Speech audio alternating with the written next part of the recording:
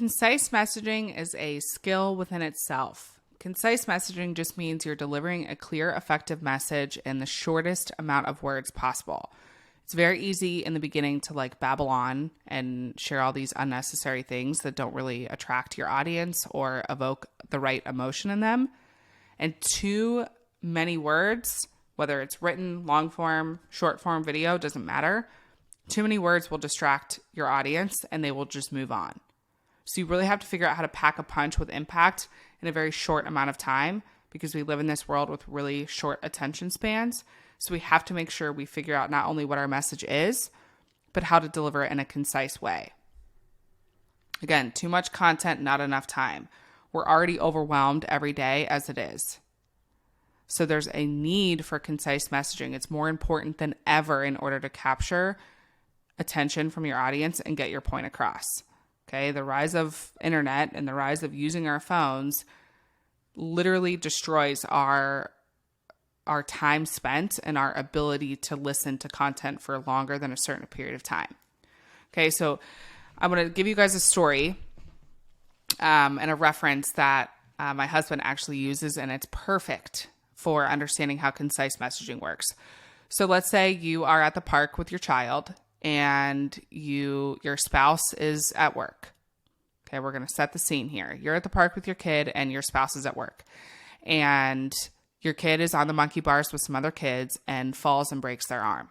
And you run over to the kid and you're like, okay, we're going in the ambulance and we're going to take you to the hospital. You would not text your spouse in that very moment. Or maybe you are in the ambulance at this point and now it's time for you to text your spouse and tell them what happened. You are not going to, in that moment, say, well, our son fell off the monkey bars. He was playing with a kid. The kid kind of shoved him on accident and he fell and hit his right arm, but he fell on his right knee first. And then he bent his finger at the same time, but his finger is okay, but his arm is broken. We think he needs stitches or we think he needs a cast. In 5 minutes, the ambulance showed up. They were wonderful. He's okay now. He's not crying anymore. He's just in a lot of pain. He's really calm now. We're going to the hospital. He's going to get checked out by Dr.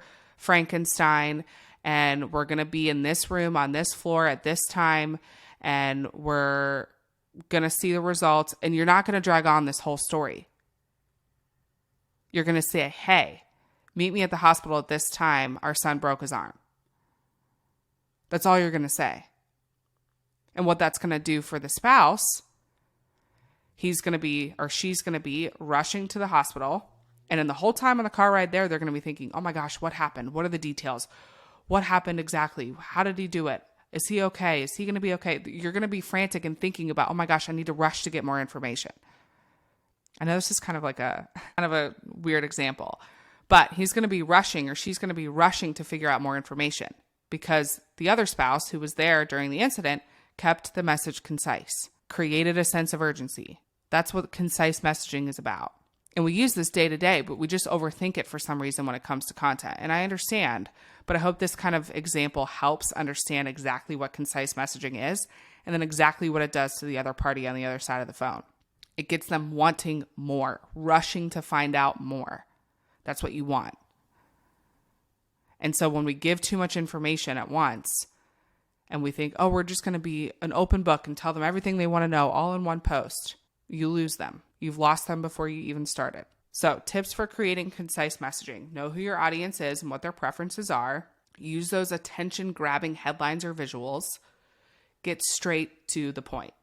Cut out all the unnecessary words and keep your messages consistent and on brand for what you're selling and who you are.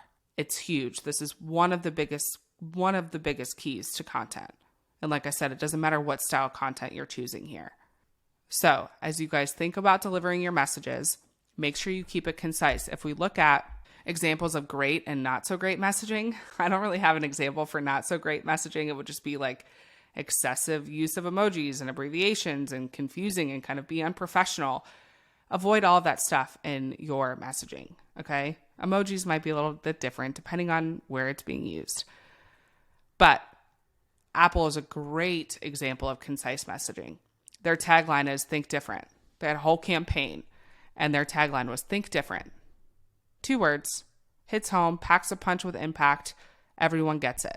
Really, really, really dig deep and figure out what your concise messaging looks like. This is a hard one. This is a hard one, especially for people that like to talk like me. It's hard to create these concise messages, but it's vital to delivering a message that lands with your audience and actually converting them to sales. I'll see you guys in the next video where we talk about tonality, because that's also another important one as well.